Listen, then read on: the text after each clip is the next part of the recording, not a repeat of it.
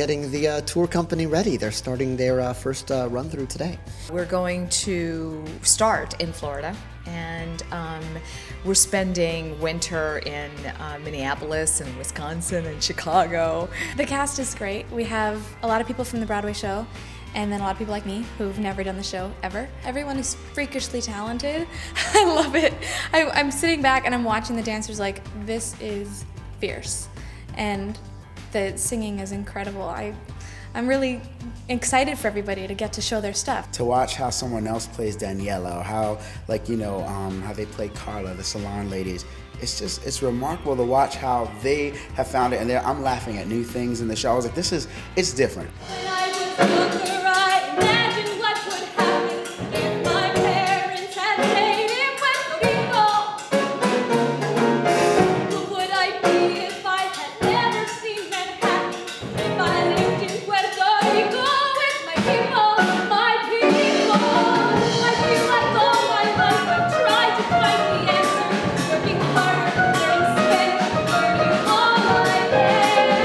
It's a lot of people's first big show. They idolize the show on Broadway, so for them to be making a big step in their career with a show that they already loved lets them bring that sort of same commitment and passion to their performances. It's been really amazing to have the original team in the room and to be able to have the freedom to recreate things and really take chances, but to have that sort of first source material there, and to have Lin in the room giving his feedback, and it's really a team effort. I think it's helpful that all of Voltron is back. When we're all in the room together, there is this very weird chemistry that happens because we built this show together, and so I think having this cast sort of benefit from that and really empowering them to say, okay, no, this is not how they do it on Broadway. Do you?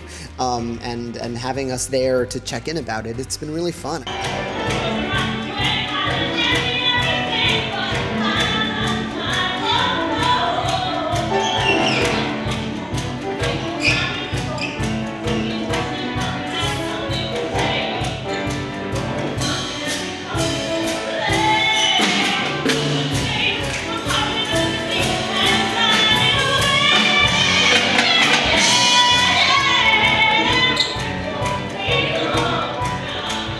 What's important for me and what was important for the entire creative team was to try to find a company that captured the essence of these characters.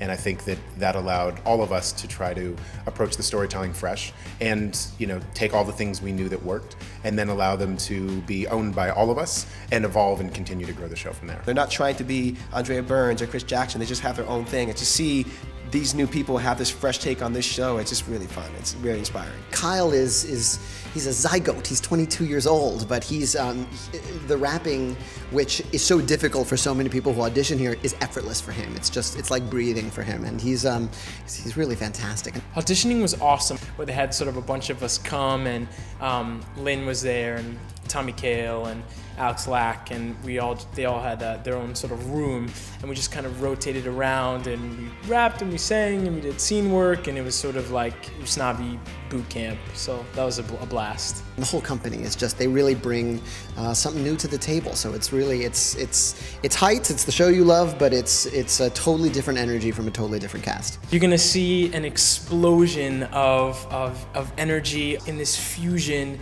that is so joyful and vibrant. Even though it's set in New York, that it's the ideas behind it are totally universal. So like the idea of home and the idea of family and the idea of hope and trying to find all those things and live your life to its fullest, I think is universal, and all people go through that. They get exposed to some of, subconsciously and consciously, some of the rhythms and particular rhythms and of dialogue and music of the Latino culture. There's something about that traveling sensation of pulling up in these towns and literally setting the trucks up, putting up your set, and saying, go home to your own community, but at night come visit ours. I think it's going to be an experience for not only this company, but for audiences across the country that might have seen Lin on a YouTube or a little glimpse here or there. To see the full show, I think, is going to be exciting. And 25, 26 opening nights, I think will also give it a nice amount of energy.